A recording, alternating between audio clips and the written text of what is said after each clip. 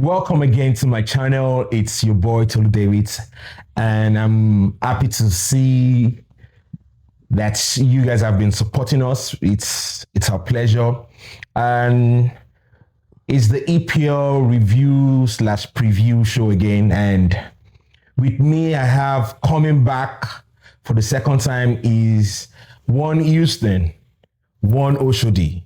Any other Oshodi is a descendant of this Oshodi. Please welcome with me, Oshodi one, Tony Oshodi. Thank you so much for having me. It's good to be back again for another edition of our EPL review as well as preview. I'm very glad to be here again. Thank you so much. You're welcome, brother. And with us is someone that is not new to showbiz. He's not camera shy. He's not afraid of the mic. And unfortunately, he also belongs to a club that are mounted. Everywhere you see them, you hear them. They are always trying to show themselves. Yes. But when you see this one is with a smiley face. Please welcome with me, Mr. Henry. Hey, thank you, Tony. It's good to be here. Yes, sir. Welcome, Thanks for having me. Yeah. So this is week 3. Well, before we jump into the preview, quickly, Oshodi, what do you think about last week, the just concluded week? Yeah, it's what we are looking up to. As we've been saying before we started, the season is just picking up, but we'll see the tempo right from the start. And it was an exciting week, and a lot of things happened during the week. Interesting scorelines. Man City, Tottenham. Yeah. That's my flop of the week. I gave Man City a breakthrough for that. Yeah, I remember you were saying 4-0 and all that. You remember I told you that if there's someone who has the password, the key to Man City, it has always been Tottenham Hotspur. I thought things are different. I thought Spurs were always with Spurs, but I think they proved themselves against Man City. So, is it because Spurs won? That's why you are...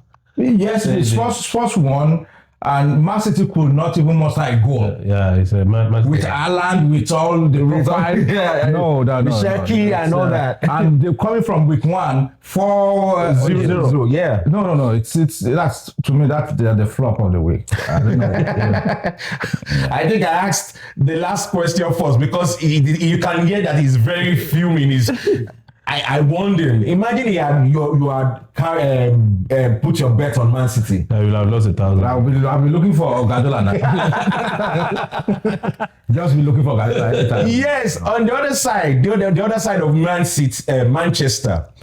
I remember you guys were like, you're not sure of these guys. That they played well against us does not mean they are going to prove themselves in the second week. So what happened to you guys? What happened? So when we played Arsenal the previous week, I was really impressed. I'm not even going to, act like I wasn't impressed. That was a good game.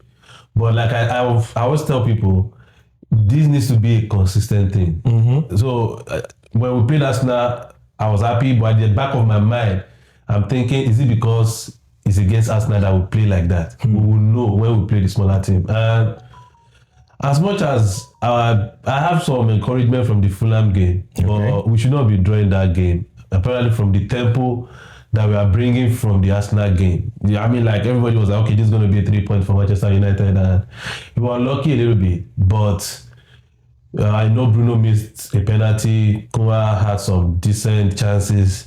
But even at the same time, my takeaway from that game was in the second half, United were not creating anything. Like as in we were lacking creativity, and the manager just messed everything up.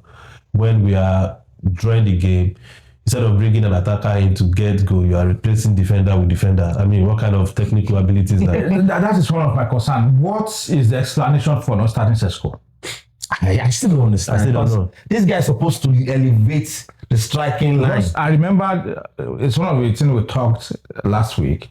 If Man U starts Sesko, Man U going to win that match. Mm-hmm. I think it was Bruno that said that. Mm-hmm. Man U will win, but if they don't start Sesko, they might not win, and that's what will happen. It's crazy. You know, it's putting the guy under pressure. A lot of pressure. When you're bringing in a player when the result is not good, the expectation is he should come and fix it. But I don't see how that will happen. It's not even given the opportunity. So, but if he's starting the game, playing for 65, 70 minutes and take him off, I mean, that's enough time to really, and you're building his confidence, but I don't know, you know, like I said. Yeah. So comparing him to Gyökeres to Ekitike now, there will be a lot of pressure on him. A lot. Because he's not having game time not to even score talk of goals. Now, Ekitike is having 2 goals. Gyökeres is having 2 goals. Haaland is having 2 goals. So it's like the pressure will be serious on the guy instead of him Even Richarlison. Yeah. Richarlison of all people. So I believe this season is beginning to show us lots of surprises. And talking about surprises, we wrote off Everton. But what a surprise, beating Brighton 2-0. Yeah, it's some of the surprises because, like I said, I'm still going to maintain my position. What's the United one? David Moyes, he needs to leave. He needs to leave Everton. But they won. Yeah, one-off game. I'm not going to judge him on one-off game. I want to judge him on what he has done in the past. But you know the difference between the previous game and this game was that Jack Grealish was not there. But this time around, he was one who created both goals. Though he did not score them, but he was one who assisted both goals. Well, everybody knows Grealish is not a 100% fit player. What happens when Grealish is not on the pitch? Sure. That's a good question. All right. Because I don't want us to take too much time, who is your flop? You already mentioned his flop of the week. Who do you think is your flop of the week? Yeah, my flop of the week, Man City, I know lost to Spurs, so already I'm disappointed. I wasn't expecting that result, but I would say West Ham. So the reason why I would say West Ham is that it's a London derby. Chelsea went there and scored 5, and they scored first. And you know their first game, they lost to Sunderland, 3-0. So I was expecting them to okay, this is our first home game. We need to show the fans that we are ready only for Chelsea. And when they scored the first goal, I was about typing Chelsea's in trouble. Before I know it, Chelsea have put 3 past them. And next thing is 5-1. 5 goals is too much. So it's too much. That's why I'm having them as my Is anybody considering Liverpool, knowing fully well that you were 2 goals up, Newcastle was 1 man down, and from that scoreline, Newcastle came back to level up with you guys 2-2. Thank God for Rio, this Nigerian 16-year-old boy. It was not Rio. It was the officials. Why 11 minutes in the first place? What happened during the match that will give them an 11-minute extra time? What happened? It was because of the 11 minutes. If it had been 5 minutes, 4 minutes extra time, it would have been dropped. And I think Newcastle should have themselves to be blamed as well, because first you are 10 men, right? Yes. Trailing the game by 2 goals, then you get the 2 goals. My expectation was after that 2-2, sit back, Pack the boss, get your draw and move on. Everybody will stay. Knowing fully well that you are away. You are playing against Liverpool, 10 men. You came back from 2-0 to 2-2. Just grab 1 point and move. But I think there's this tension that's been going on between Liverpool and Newcastle. Isak, Carabao Cup. Yeah. So Newcastle, I think they want to show hey, you might want Isak, but we can beat you. Only for even with 10 men. Even with 10 men. Only for Liverpool to come up with that surprise goal. And that boy, that Rio, I watched some of the Liverpool preseason game. He's really up there. And I think the manager and Slot will give him chance. He's a very good winger. Okay. So that is, you said your flop for the week is West Ham. Yours is Man City. Man City. So let me start with you. Who is your Dogu of the week? It's Arsenal first. That is non-negotiable. Dogu. It's Arsenal, of course. Because even myself, I never expected that. You never expected it. Yeah, I never expected it. What did you expect? That scoreline. The scoreline. I was thinking about 3-0. That is decent enough for me. But going 5, it's that That was a good performance. Yeah, it was a good performance. I said in the last edition that we are going to see beautiful football, and that was what we saw. It was different from what we played against United, because United there was no pattern to play to. There was no slide to play to. We were just kicking the ball and pushing the ball. But Leeds, they play beautiful football, but at the end of the day, Arsenal is going to come out strong. But 5-0, that's a lot. And yes, your Dogo of the week. It has to be Chelsea. So Chelsea going to London to score 5. So I think to some degree I underestimate Chelsea, because I look at that team and I'm thinking, where's the goals going to come from? Like, who are those people that will score the goals for them? I know they have Joao Pedro, but Neto is not a prolific goal scorer. So they were talking about Palmer and Joao Pedro. And Palmer is injured. And they went to West Ham to... I said though. And they went to West Ham to score 5. I mean, they tried. Then I think I will not take away Liverpool going to Newcastle to get that 3 points. It's vital. With one Newcastle having... No, it doesn't matter. The most important thing is you went to Newcastle and get 3 points. Everybody that will go to Newcastle this season, everybody going to Newcastle this season, you are not going there to play. You are going there to sweat. Yes, that's right. Yes. So, and they've just gotten their own 3 points. A lot of factors worked against Newcastle. They had a man down. Yes. That is a whole lot. They had no striker. No striker. Their striker is unsettled at the moment. If they had scored 2 passes. Imagine if they had Isak in the first half. I saw at least about 3 to 5 with chances. Gordon. He will convert one of them. And it will change the match. No standing 9. One man down, 11 minutes extra at a time. That's a lot. That's a lot. That's a lot. All right. Let's go straight to this coming week. Okay. There's no other place to start but the match of the weekend. Liverpool Arsenal. Super Sunday. Super Sunday. Super Sunday. Yes. Knowing fully well that Bukayo Saka is out for about 3 to 4 weeks. We are not sure of Martin Odegaard. And yes, what's his name? Kai Havertz is also out. Yeah, but we have what's his name? Eze in. What are your expectations for this game? I'm so much excited to see this match. I'm not taking away anything away from Saka, from Odegaard. Okay, but we have sorry to say in Yoruba, Ojlowo replacements for them. So solid. Solid replacement for them. No shaking. We have Madueke. Madueke can step in for Saka. So Eze can step in for Nwaneri is there. I will still have my 15-year-old boy, Max Doman. And I'm positive 75th minute is going to come in. He's going to get me a penalty. Oh, so this one going to the that is a pattern. The guy will always get a penalty because he's so skinny. You just have to hit him. You don't have no choice. And he's skillful too. So that is, if I'm the manager right now, that is what I'm using it for. And he knows how to execute that perfectly well. At least if we do this season before they get our scope for we'll have taken the league or probably something like that. But it's an exciting match I'm looking forward to, and I believe Arsenal will take the day. What's your prediction for the game then?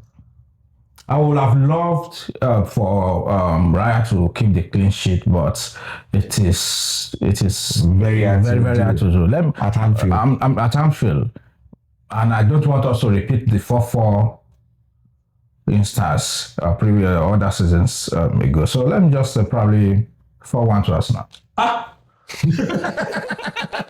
Yeah, we should not forget the fact that Liverpool's defense is leaky. So I don't think you are going to win the game. I think as much as Eze is coming in for Martin Odegaard and Nani is coming for Saka, but you have to think of these two players. Madueke have that big game experience because he's played for Chelsea before, and when Chelsea's played Liverpool, Arsenal, those are big games. But Eze has never been in that position before. Excuse me. No, I'm talking about playing for the top club. the atmosphere is different. If you are playing for Crystal Palace again, If he can single-handedly carry Crystal Palace, not just beat Man City. no. He did it against Chelsea. Look, this is what I'm saying. In Crystal Palace, right? The pressure is no much. The way they set up is different from how Arsenal are going to set up against Liverpool. That's right. Okay. Arsenal are not going to sit back and let Liverpool have all the ball. There's going to be an open game where the both teams will play. He hasn't been in that shoe before. So that's the area that I'm looking like. Can they really... Left to me, I prefer Eze to Odegaard. Okay. My reason for that is because Eze is direct. Odegaard is more of I'm playing with Saka all the time, creating angle with Saka. But Eze is direct. Eze can run through the midfield and score goals. I'm just looking at the fact that this is his first game in an Arsenal shirt and he's going to Anfield. And believe me, Anfield is not a place to... Every manager they dread of every manager dread of. Every manager dread of. So, but the only thing that I'm looking at now is if Arsenal go to Anfield and get a result, that's a big statement. Yes. That's going to be a very big statement, and it will put me in this position that I don't want to be, thinking that Arsenal will win the league. That would be the most. You don't want to. So to bring you back a bit, Eze might not start that much. It might not. It depends on the setup. I suspect that he might not start the match. But if he starts, don't forget the fact that Zubi and Rice, they're going to give him the support. Yes. So they be at the base for him. So And give him whatever the mistake he makes, That's they got him covered. So I just want to chip in that. If he starts, I believe it's. I think he's going to start because who do you want? Okay, you want to start one area. One area is more than capable. Yeah. One area is direct. Yeah. Yeah, one area is direct in the midfield. One brings. I was during our last match. I was chatting with one of my Arsenal friends when they substituted him with in one area. He brought a different dynamics into that midfield. He has his own way of doing things that is different from Odegaard, and I prefer one area in that role than Odegaard. So what was your scoreline prediction? I think Liverpool win 2-1. All right. I said no, they said Liverpool will win also. Okay, I'll leave it at that. Let's go straight to the people you're giving the Odogu of the week. Chelsea, they are playing another London derby, but this time around it's at Stamford Bridge against Fulham. Do you think they'll repeat what they did against West Ham, or they're going to do? It's all been London, right? Yeah. Or they're going to repeat what they did against Crystal Palace. No, I think they will win the game, but it won't be 5-1. So I think there's a momentum with Chelsea in terms of how they play. Even when they are not playing well, they still don't lose. You understand? So they find a way to, because the game against Crystal Palace, they should be losing that game all day, but they ended up getting a 1 point and went to West Ham to win 5-1. So this game, I think they will win. Fulham is a difficult team to play, but Chelsea playing at home, I think I'm giving them that edge. They win 2-1. Chelsea 2-1. I've loved to give Chelsea 2. But Fulham can be unpredictable. And being London neighbours, it's going to be a tough match, irrespective of that. And I think I want to give it to Chelsea too. Yeah. One thing we're all forgetting is that West Ham has been terrible this season. Yes. We have always played 2 matches. So that Chelsea gave them 5-1 does not mean Chelsea has hit. They've connected. If without they had Eze then, they were unable to score a goal against Crystal Palace. I know that Crystal Palace too is that tough, but I'm not seeing them doing exceptional in this match. I might be wrong. I know a whole lot of Chelsea fans wants me to be wrong, but I'm seeing a draw in that game. It might be a draw, but I'm seeing a 2-2 draw. I'm not seeing a draw. I'm not saying Fulham scored 2 from Chelsea. So Chelsea, the one thing I notice about Chelsea is even when they are not playing fine, they don't concede that much. You have to take that into account. They might not score. I think you're still living in the Jose Mourinho era. No. Even this Chelsea team. Look at their last maybe 10 games from last season, they became more solid at the back. At the back, I know their creativity is a little bit, it's not there, it's not up there, but they find a way to win. They find a way to win. Look at what they did with PSG in the final. That's the same defense, and they shot PSG down. I'm still gonna give it a chance. So I think Chelsea will win. I don't see Fulham. They are solid defensively. Their creativity is not that top notch as well. So just Chelsea playing at home, I give it to them. Okay, it's all predictions. Let's go straight to your match.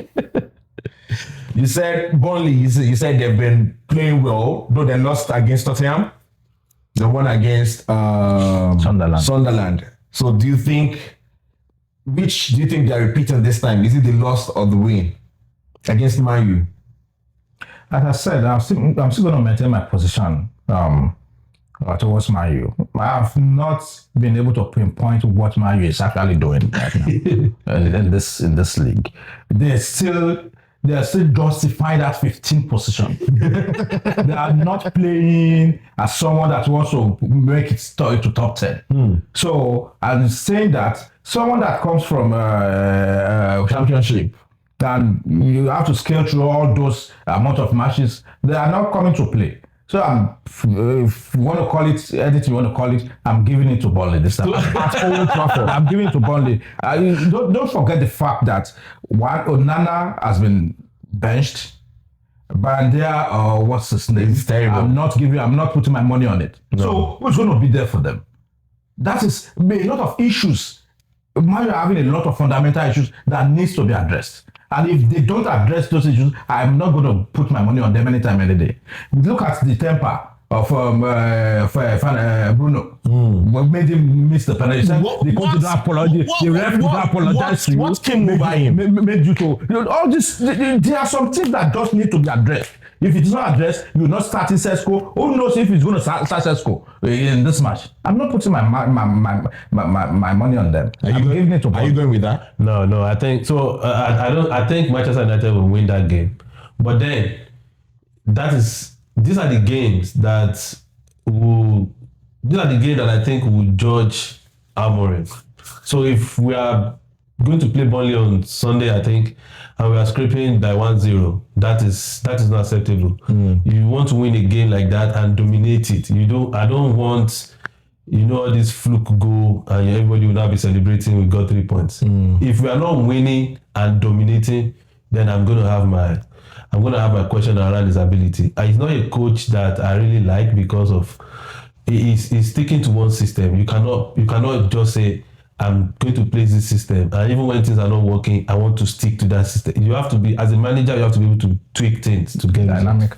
You have to be dynamic in what you're doing. So that game, I want to see a pattern, win, dominating Burnley, creating a lot of chances. Maybe we are going to see that. I don't know. Just like Coach Odi said, and I agree with him.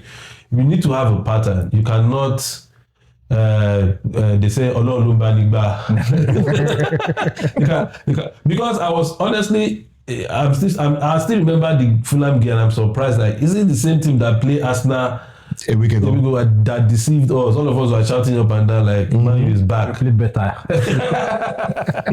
So I think I'm going with Man U 2-0. 2-0. What Yeah. you said? 2-1. 2-1 Burnley. Yeah. All right. Let's go straight to Man City. Man City, that should be Man City, Brighton. I think Brighton too they should be trying to achieve something because I've not really seen them. They've not won any game this season. Brighton playing at home, right? Yes. That's a tough one. Brighton can be a pain. They can be a pain, especially when they play at home. Let us not forget the fact that Brighton was one of the teams last season that was actually eyeing the top 6 at some point. And all of a sudden, I don't know what happened, and they just... You know the funniest thing was that Joao Pedro was not one of their main guy. So it's not that they've lost any of their main guy. So, with the disappointing performance that City did against Tottenham, I'm going to Brighton's domain. I'll say I'll give them draw. 1-1 draw. 1-1 draw. Yeah. No, I think Man City will win the game. So I know that all of us, most people are writing off Man City, but we cannot overlook Pep influence in the league, in the team. I mean, this is someone that has been here for like 7 years and won it 6 times. Won it all. I mean, so I think for Pep, it's a transition period because you lost your best player. I mean, if not even one of the best player that EPL has ever produced, Kevin De Bruyne, Right. And you are replacing. It's not like he's injured. And even their defensive midfielder, Rodri has not really picked has not played. since injury. I'll give it to Man City 3-1. Whoa. Yes. 3-1. It's going to be an exciting game. It's not a exciting game because the reason why I said that is Brighton needs to win too. Yes. So they don't have the luxury to sit back. They want to. And that will open them up. That will open them up for Man City. Yeah. Man City will be able to do the needful.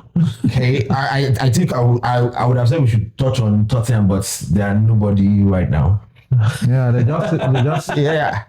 Have you ever seen any Tottenham fan?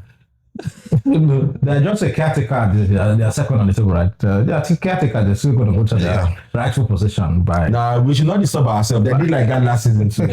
By October, they will do that. So let's go to. I know Leeds got schooled. They went back to school last week, and Newcastle will be going for blood. Well, it's Leeds at home, Newcastle away. Do you think Newcastle is going to use Leeds to bounce back? So Newcastle, the issue I'm having with Newcastle is this striker issue. They don't have a striker, And their main guy is also has a red card. and Gordon has gotten the red card. Who are they going to play up front? I don't know. Oh, they have this new guy, that number 18, the one that scored the equalizing goal against Liverpool. That guy looks promising. So I don't know. I'm trying to see where their goals will come from. But the good thing about that game for Newcastle is the fact that Leeds is this team that they believe they are up there with the big teams and they are not scared to play the game. So that will open the game up for Newcastle. Or probably will scare Newcastle. So it's going to be an interesting game. Especially they're playing Ellen Road. There are a lot of things to look for in that game. But I'm leaning towards draw. I want to give it to Newcastle. I don't see Leeds bouncing back from the 5-0 humiliation from Arsenal. So it's still gonna wear them down. They want to make a statement, but out of the two teams in the past weekend, I would say the more exciting one was Newcastle. No, it's the other way around, right? The most humiliated was Newcastle. Oh, okay. So they want to pick up Leeds. The most humiliated should be Leeds. No, it was Newcastle. The way I said it was Newcastle, so they were 10 man down, 2 goals down. You came back from 2 goals down and you lost the match. It will dampen your morale. I don't know where. I mean, you go home with your head down. Forget about the 5-0. For me, I think that should motivate them. No, I think if you're one man down, and you're able to score 2 and we are 2 against Liverpool. Then you cannot finish it off. No. Do you know? No, I think for that game, they have themselves to blame for that game. That's why I said they were the most humiliated. Because after 2-2, you're supposed to sit back and get a point. That's it. But then they push forward, they want to score the winner. A lot of questions will be going on in their mind. Why? But I think they can take positive from the fact that they are able to score 2 goals. Yes, that's what I'm looking at. So that will give them some confidence that we can score, even though we don't have Isaac, we don't have striker. We have one man down. We can score. Them to score. So I'm seeing them motivated and ready to go for the next game. So it still brings me back to where I'm going. I see them more motivated. That's why I said they are the most humiliated. So it will make them to be more motivate them. Okay, I get what you're saying. Motivated to win that match. Okay. All right. That's for our prediction. We know we are not supposed to touch every of the game. We just touch on some of them. But let us know what your predictions are for the games that we've touched, and let's see who has the more football knowledge and how to analyze. Let's see who gets it right. So leaving that, who are you picking for? Because I think right now nobody has scored more than 2 goals, right? Yeah, that's right. Yeah, so let's say we are on a balanced scoreline now. Who do you think is going to, at the end of this coming season, week, not season, this week, we're doing it week by week, okay. Yeah, at the end of this season, who do you think is going to be topping the goals? Yeah, the goal scoring. I think I'm still going to go with the big man, Haaland. I see Haaland score 2 in Brighton.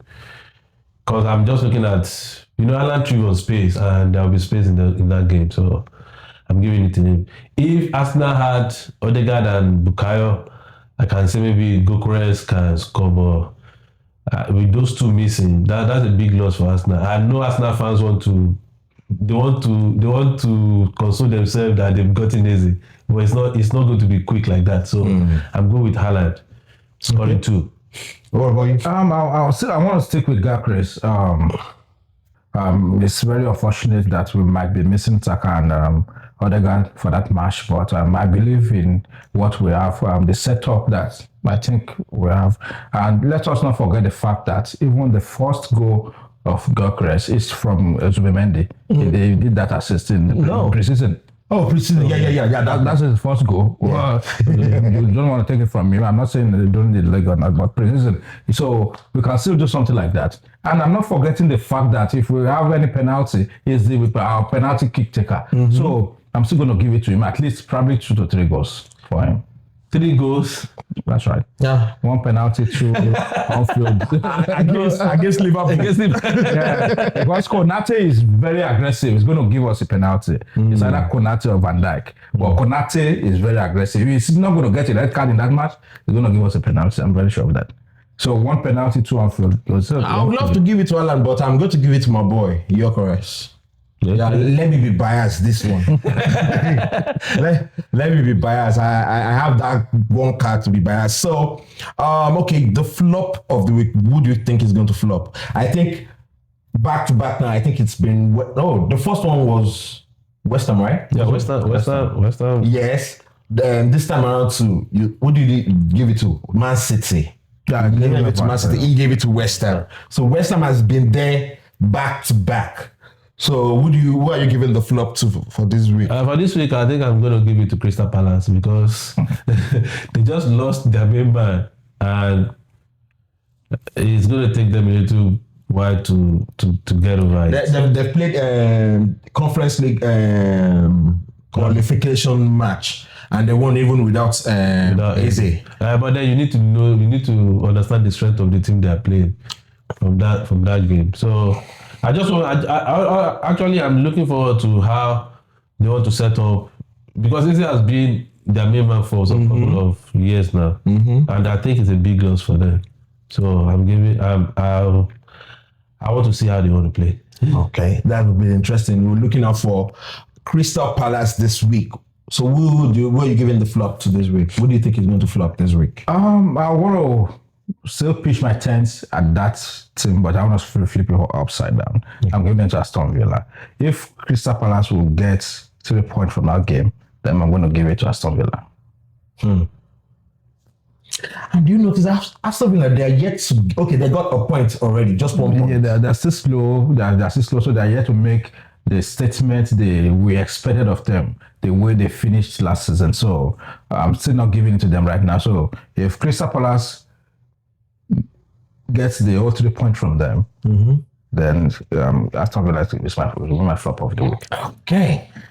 So let's know who you're giving your flop of the week to. Either Crystal Palace or Aston Villa. But someone might still feel like West Ham is still going to find it very hard to get themselves. But then, if Burnley go to Old Trafford and get 3 points, that means automatically. That is not flop of the season. That's a flop of the season. Whooping boys of the week. That's the flop of the season. No. Wow. Oh man. Now let's not imagine it. We know you are a rival, but we don't wish you that bad. Yeah, Man U is they are putting us in a very difficult situation at this point, It's and terrible. well, We used to have that feeling with Tottenham that they are always going to mess up, but this time it's unfortunately there is Man U that is everybody giving. wants to see Man U, they will just laugh. Well, it's Man U. It's a terrible feeling. Hopefully they get their region back. Yeah, hopefully, but not too much. Not too much. All right, we'll be rounding it up right here this week.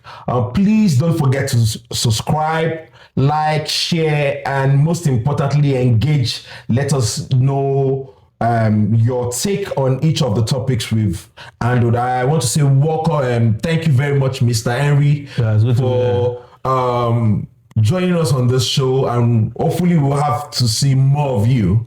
And to the guy that has red running through his veins with a sprinkle of gunpowder, Tony, thanks so much for coming again. I remain your boy, gentle boy, Tony David. See you again next week. Peace out. Peace. Thanks.